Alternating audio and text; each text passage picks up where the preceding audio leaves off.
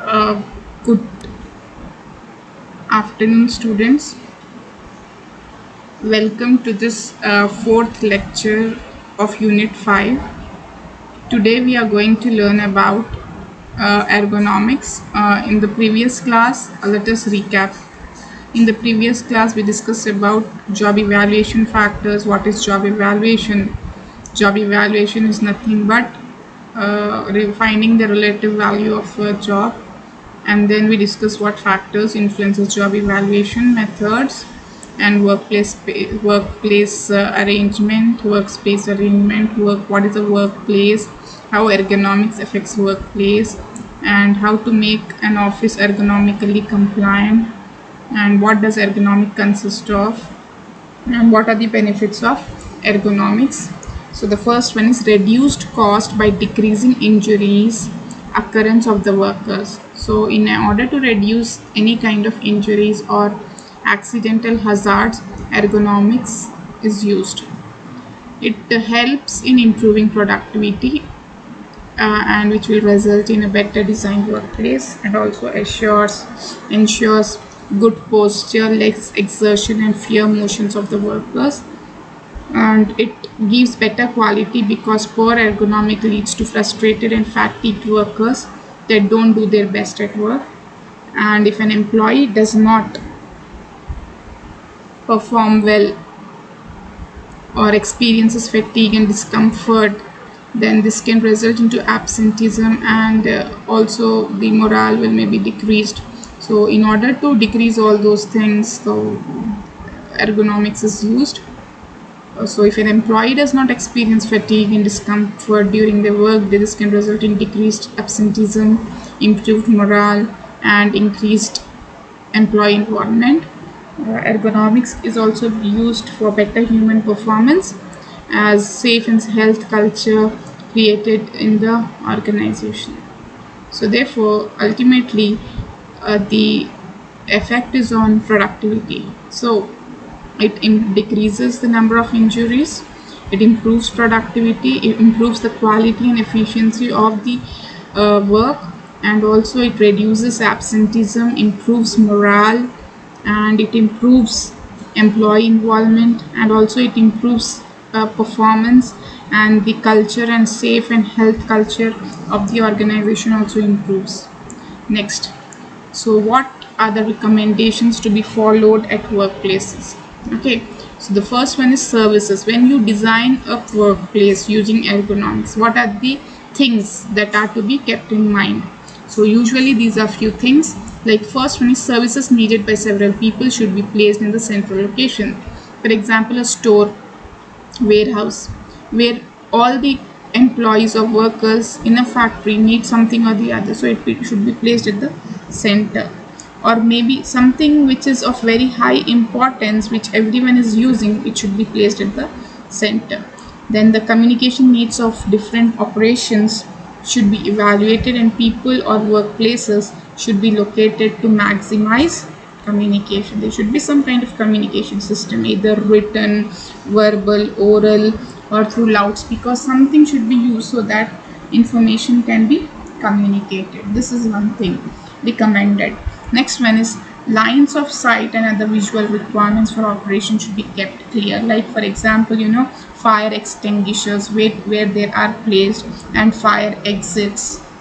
Okay, in case of fire accident, unfortunately, for example, it is important to be able to see from a control console to manufacturing equipment. So how to handle the machines, okay, how to open, what is the safety provided, where is the first aid, and like that few things are to be kept in mind, where visual requirements of operation should be kept clear.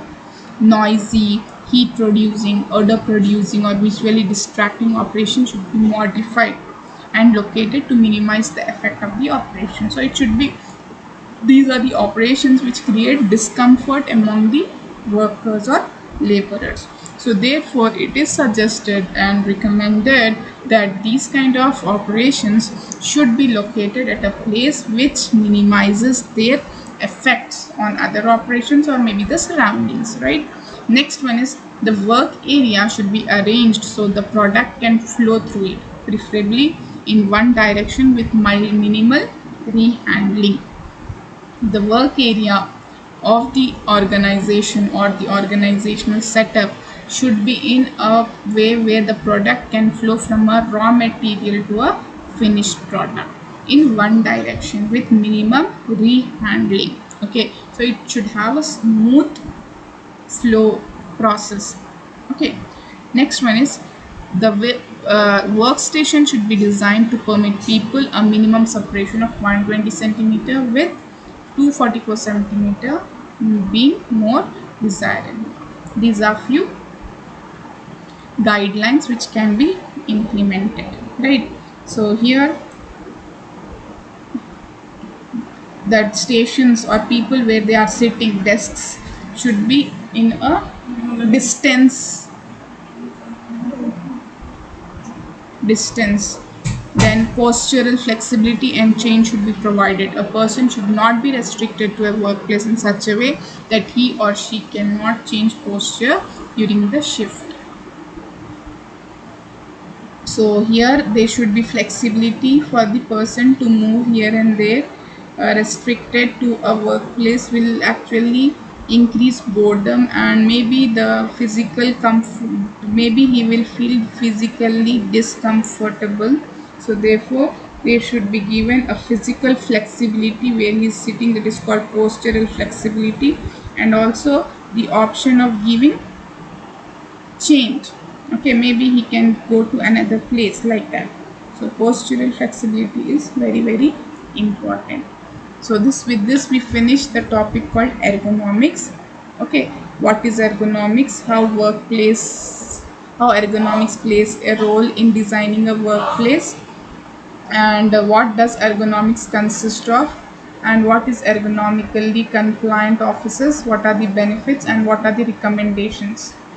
Today let us understand about accidents which are very common in industrial setups. They are every day we come to know about some or the other industrial accident happening because of unusual circumstances, unusual reasons, out of control. It could be external, it could be internal. So there are few accidents which do occur in factories where health hazards are not followed properly.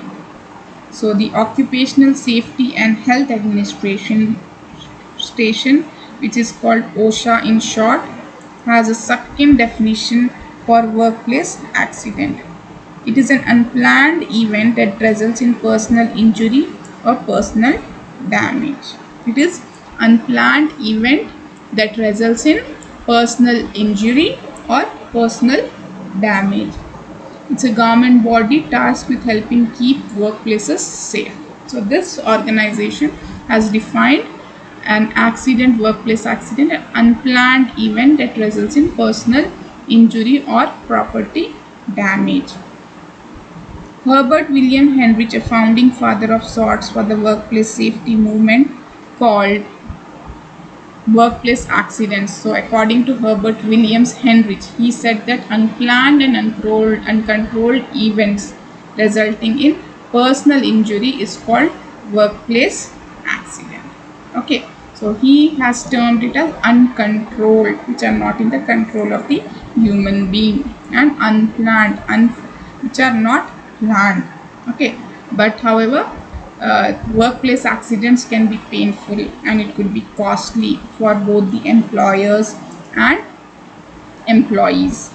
So here are few types of accidents which most commonly are reported in workplaces.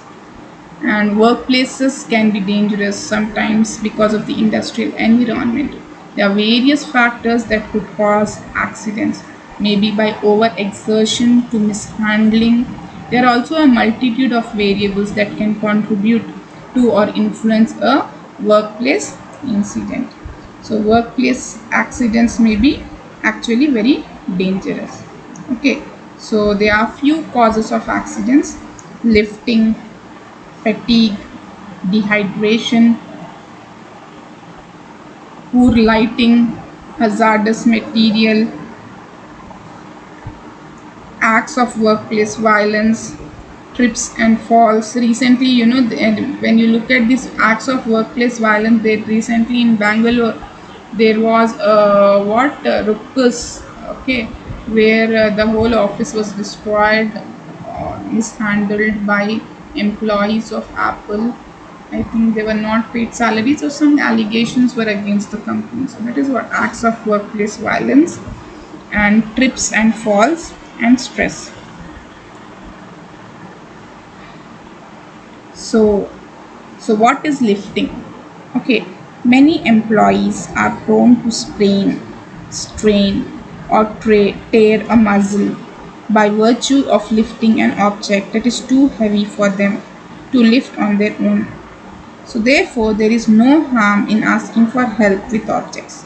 So when you lift an object which is very heavy, then maybe workers may sometimes get some sprain or strain. So usually in factories there is a lot of lifting work. So if employees tend to not take any help from the subordinates or someone who can help them, or maybe colleagues, this might result in accident. Next one is fatigue. Failing to take a break is another common cause of accident. In order to recover from grueling manual labor, it is essential that employees take adequate breaks. So, not doing so can lead to a slew of physical issues, including atrophy and general exhaustion. The results of either of these can be far more devastating than taking a 10-minute breather. So, pauses during the work is important to avoid fatigue among workers. So, if there is a kind of fatigue seen in workers, then definitely it will affect productivity, and maybe it will lead to absenteeism, too much absenteeism. So, breaks in between is very much recommended to avoid accident. Next one is dehydration. Not staying hydrated can also bring about disastrous consequences. On exceptionally hot summer days, failing to drink adequate amounts of water can cause heat stroke or cardiac conditions. It can be avoided by simply drinking at least 8 glasses of water per day. Management should stress the importance of proper hydration and rest, as it maximizes the efforts of personnel or people. Poor lighting or poor illumination. Inadequate lighting or illumination is also responsible for a number of accidents.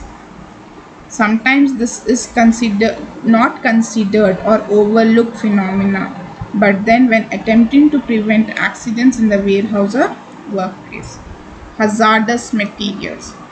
Improper handling of hazardous materials or not wearing personal protective equipment is another common cause of accident in the workplace.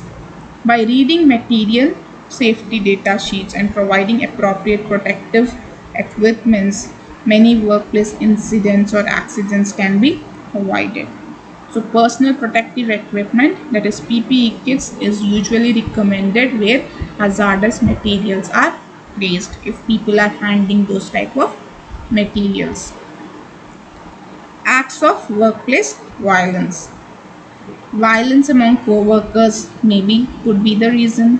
It usually brought about by office politics or some sensitive issues, or integrating conflict resolution and peer meditation can help to reduce the risk of such outbursts. Trips and falls. Slick floors and high traffic corridors can cause a trip or fall. Improper footwear may also contribute to these accidents, which may result in injuries, and also workmen's compensation related cases. Next one is stress. Stress is one of the leading cause of death. It affects the human body in every facet imaginable. Stress can foster negative effects physiologically, emotionally, and mentally, as well as debilitate or distract any worker. Therefore, it is essential to encourage a supportive team environment. So, therefore, these are the various causes of accidents which may lead to accidents, right? Lifting, fatigue, dehydration, poor lighting, hazardous materials handling, acts of workplace violence, trips and falls, stress. Going further, let us now understand the hazards, risks, and safety.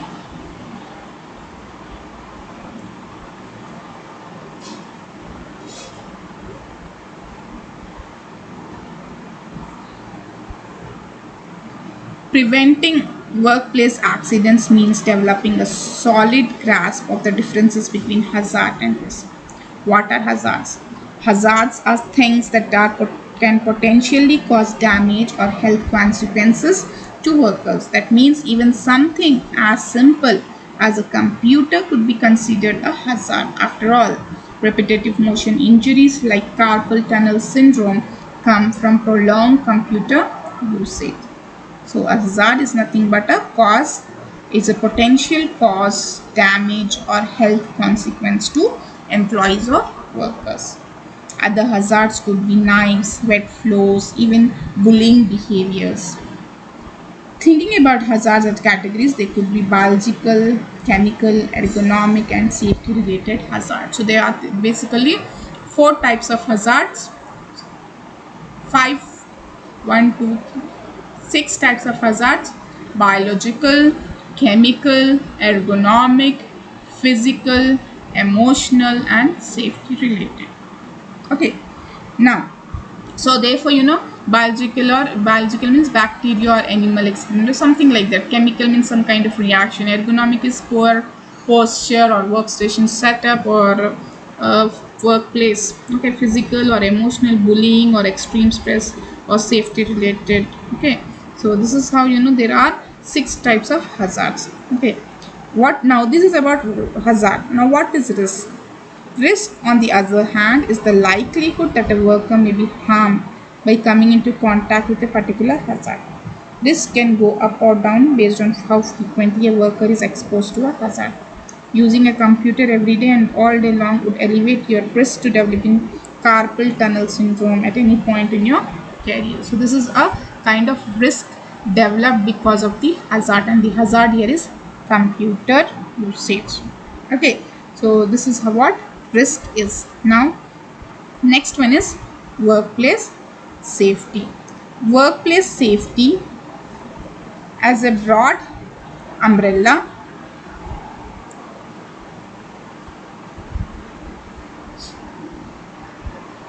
encompasses all the hazards, risks, and accidents that happen on the job. So, hazards, risks are a combination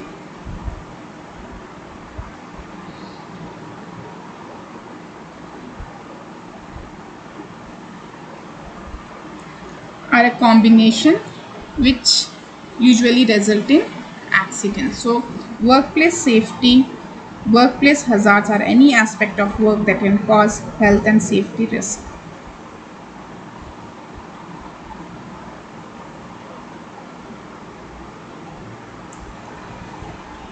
Most employers want to work to increase workplace safety.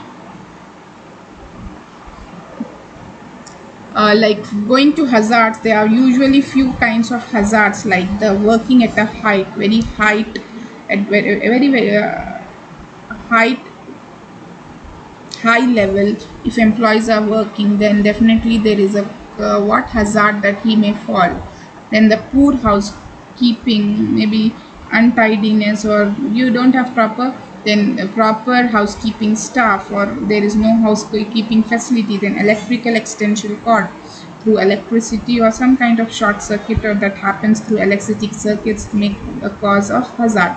Forklifts also usually cause injuries. Lockout or tag out. Okay, chemicals may also cause confined spaces, small spaces where there is no proper ventilation. These are few common hazards. Okay, but workplace safety is a concept which actually refers to the working environment at a company and encompasses all factors like safety, health, avoiding risk and well-being of employees. This can include environmental hazards, unsafe working conditions or processes, maybe substance abuse and also workplace violence. Workplace safety is monitored at the national level according to OSHA. Okay, so there are few policies and regulations when it comes to workplace safety, improving the safety and health of the workers, reducing exposures, fewer hazards, fewer injuries and illnesses and fatalities, and changing workplace culture to increase employer and worker awareness of commitment and involvement, secure public confidence.